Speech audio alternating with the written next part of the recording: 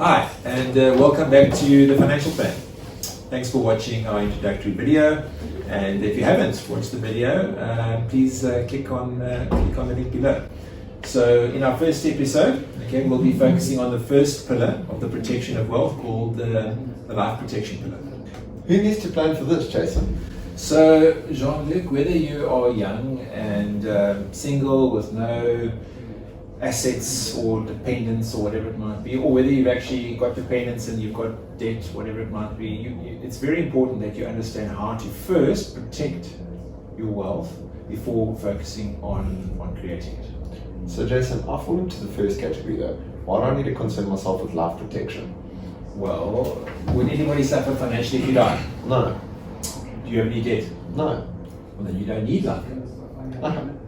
Okay, so you're relieved. Yeah. Okay, so you might want to consider some form of inexpensive funeral plan. So, in the unlikely event of you passing away prematurely, if there's no financial burden on your family in terms of funeral arrangements and stuff like that as well. But is that something that worries you? No, not really. Okay, so would you say that you're likely to have debt or dependents in the future? Yeah, no, I could see that. Okay, so and look, the cheapest way of replacing your income should you pass away is through life cover. What you're saying is you'll only take it up in the future when you need it. Yeah. Okay. So do you know anybody who's young and has got medical problems like diabetes or cancer or anything like that that's young and healthy? I actually have a friend that's a type 2 diabetic. Okay, so the risk that you run, Jean-Luc, is that should something go wrong with your health between now and the time that you actually need the cover, okay, you might actually then end up not qualifying for the cover, or you get loaded or excluded or whatever it might be. Yeah, but how can I control that though? Well, you can't, but there are, there is, to give you peace of mind, there are products available, okay, where you can actually bank a certain amount of cover that you can take up in the future now, based on your health. Now, you're healthy now, right? Yeah. Okay, so that because you bank this in the future when you need cover, let's say you buy a property or whatever it might be, you can immediately have that cover issued, no questions asked, even though you might be unhealthy. So what she's saying is that I'm paying for the option to take up the cover in the future.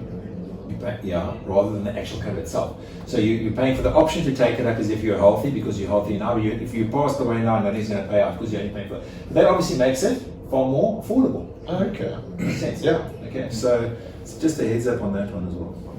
So Jason, I'm married, but I don't have children yet. How much life cover do we need to plan for in our portfolio?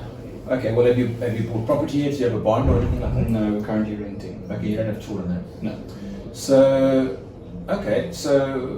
what would happen if either of you passed away in terms of paying the rent or maintaining your stay? Would it be a affordability issue? Yeah, definitely wouldn't be ideal. Wouldn't be ideal there. Okay, so well, one solution would be, what's the property that you're staying in worth? As a guess, probably about 2 million rand. Okay, so one solution could be to take 2 million rands worth of life cover each, okay, with each other's beneficiaries. So if either of you passed away, then you could go and buy a house in cash. How does that sound? Sounds good, but how much would something like that cost? You'd be surprised, eh? What do you think 1 million rands worth of life cover would cost you guys? Maybe about 400 rand a month. I'll probably go like 900. Yeah, okay, so how does more probably very close to around about 125 rand. So, Yes, reasonable, yeah. yeah. Jay, but what happens if you pay all these contributions and you end up not claiming? Well, Aiden, then I'm going to high five you. Why? Well, because you've lost the bet. Okay, so what happens if you win the bet? You dead. Yeah, Exactly. fair enough, yeah. Exactly. All right. So what you're actually buying when you're buying life cover, which sounds terribly boring, is you're buying peace of mind. You're buying quality of life, choice, dignity. Whereas that life assurance policy doesn't sound very exciting, does it? No. Yeah. Okay. So to my point, so one day, when you get to 65 or retirement age, okay. Your kids are out the house, you don't have any more debt, okay, and assuming that you don't have an estate duty problem, which is a discussion for another day, you're going to drastically reduce the amount of life cover that you've had in your portfolio because your retirement plan income kicks in, you don't need it anymore, and you're saying, well, I've had the peace of mind, thanks that I never planned on it, and can reduce the cover or cancel it completely. Makes sense? Yeah. Jay, what would a million rands worth of life cover cost for someone like yourself? For me, okay, a bit more than 125 rand, but only about, 350 rand. Yeah, still reasonable. Yeah. So, I mean, to my point, if you inherited a million rand, okay, at least you got a million rand now. Okay. Not quite Yes, yet. okay. So now I say to you, listen, I'm going to put 350 rand a month into your bank account, okay? So let's say it was a million rand, $60,000, okay? And 350 rand is like under $1 a day, by the way, okay? So, and I said to you, if I pass away, I'll go for medicals, I'm healthy, but I'll put 350 rand a month in your bank account. If I pass away, you're going to give that million rand to my wife or my estate or whatever. Would you take that bet? Not a Definitely chance. not. No. No. Okay, but who will take that bet? Probably The life insurance industry? No, exactly. So that's the miracle of the life insurance industry, where because the companies have created this client base of millions of people, where Peter's paying for Paul and the risk is shared, it's actually viable for them to take that risk, okay, of, in your case, converting 125 rand into a million rand overnight, or in my case, 350 rand per month into a million rand overnight. So actually we should be grateful, that we can actually have that peace of mind for such a little amount of money when we wouldn't take the bet, but now we kind of grudge by, and because people often don't really understand the value of life insurance, okay, and or they've been missold and they don't understand really what they've got. Yeah. So Jay, what happens one day when I have kids and a bond? How much cover do I know to plan for then? No, that's a good question. Okay, so this is now the third scenario when it comes to life cover. We've spoken about when you're single and bulletproof, and okay, then you're married with no. Now you've got bonded kids and stuff. Okay, so yeah. So what we'll do is the first thing. Okay, three things. So first of all, we want to make sure that if either of you passed away, the debt is settled.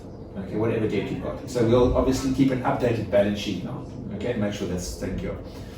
Secondly, we'll make sure that the children's education, even if they're not at school yet, we'll make sure that when they go to school, or if they're at school currently, that their schooling is taken care of, as well as tertiary education. Okay, and there's amazing products that have been invented that are available where it actually takes care of that through a trust and whatever. They can actually add that onto your life cover as an ancillary sort of thing. Okay.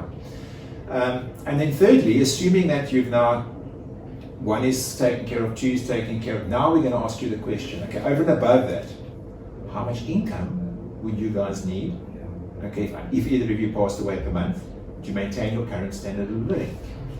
And we then ask you for how long, because the term that you would need it for would also influence the recommendation. So if it was till the kids are out the house, it would be less, whereas if it's for my partner's life expectancy, it would be longer, it would be more, there would be more capital in the recommendation, etc. as well. So then we put that into the software, and the software actually, based on inflation and certain parameters, will actually calculate exactly how much cover you need in order to achieve your goal, as opposed to just a thumb suck and well, I hope it's enough cover or whatever it might be. Yeah. Makes sense? Yeah, makes sense. Okay, that wraps up our workshop today on the first pillar of the protection creation of wealth, namely the life protection pillar. Thanks for watching, and we hope that you've enjoyed it. And guys, don't forget to like and subscribe below, and keep a lookout for episode 3 coming out on the income protection pillar. Cheers from us. Cheers.